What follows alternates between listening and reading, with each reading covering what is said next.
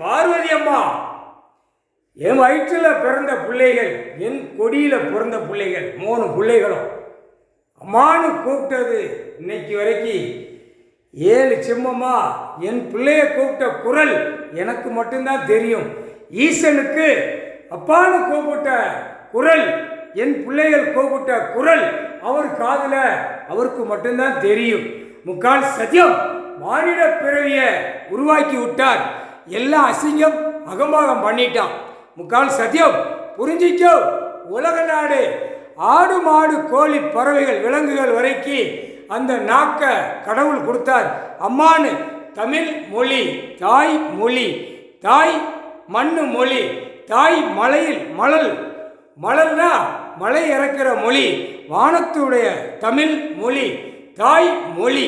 முக்கால் சத்தியம் விவசாய மண்ணு விளைஞ்சி சாப்பிட்ற மொழி தமிழ் மொழி. என் குடும்பத்துக்கு என் பிள்ளைகளுக்கு முதல் ஆசீர்வாதமாக கடவுள் கொடுத்தார்.